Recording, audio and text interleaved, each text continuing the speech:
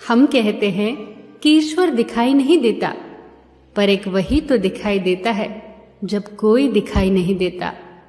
चारों तरफ जब निराशा ही निराशा हो, आशा की एक किरण भी दिखाई न दे रही हो, तब भी एक शक्ति है जो काम कर रही होती है, और वो है प्रार्थना की शक्ति। ऐसी प्रार्थना जो दिल की गहराइयों से निकलती है। प्रार्थना में उठे दो हाथ और आंखों से बरसते आंसू जो बस यही कह रहे होते हैं कि जो है अब तेरे हाथ में है, अब तू ही है जो मेरे जीवन की नैया को मझधार से बाहर निकाल सकता है। और तब कुछ ऐसा होता है जो असंभव सा था। एक पति पत्नी अपनी बच्ची को डॉक्टर के पास लेकर आए, दिल के विशेषज्ञ के पास। जब डायग्नोज हुआ तो पता चला कि उस बच्ची की आर्टरीज काफी ज्यादा ब्लॉक्ड हो चुकी हैं। डॉक्टर ने पूरी टीम के साथ केस डिस्कस किया और उसके माँ बाप को बताया कि ओपन हार्ट सर्जरी के बाद भी सिर्फ 30% सर्वाइवल के चांसेस हैं, वरना बच्ची ज्यादा से ज्यादा 3 महीने तक जिंदा रहेगी। ऐसी परिस्थिति में माँ बाप क्या कर सकते हैं? एक तरफ कुआं और दूसरी तरफ खाई। माँ बाप ने सर्जरी के लिए कहा। सर्जरी से कुछ दिन पहले बच्ची को हॉस्पिटल में एडमिट कर लिया गया। बच्ची की जो माँ थी उसे प्रार्थनाओं में अटूट विश्वास था, और यही संस्कार उस बच्ची में भी था।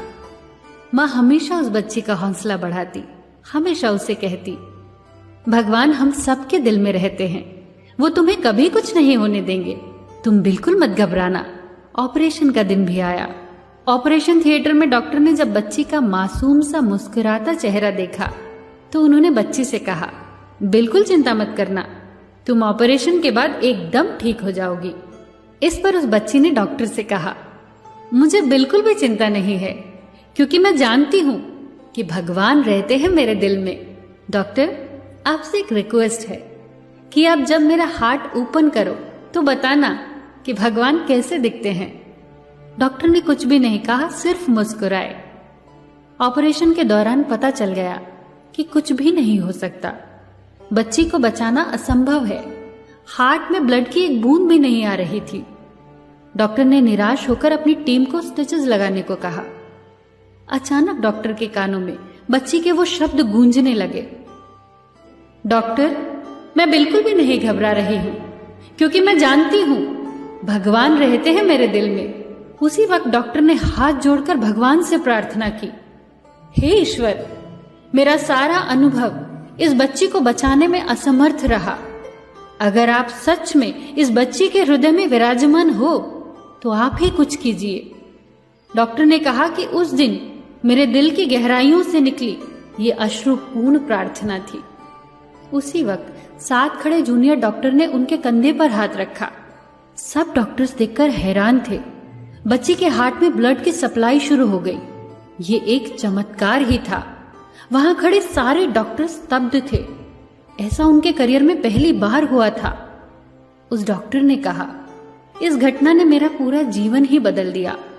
डॉक्टर ने कहा कि इस घटना के बाद मैंने जब भी ऑपरेशन किया तो एक प्रार्थना के साथ किया। जब वो बच्ची होश में आई तो उसने डॉक्टर से पूछा, क्या आपने मेरे दिल में भगवान को देखा?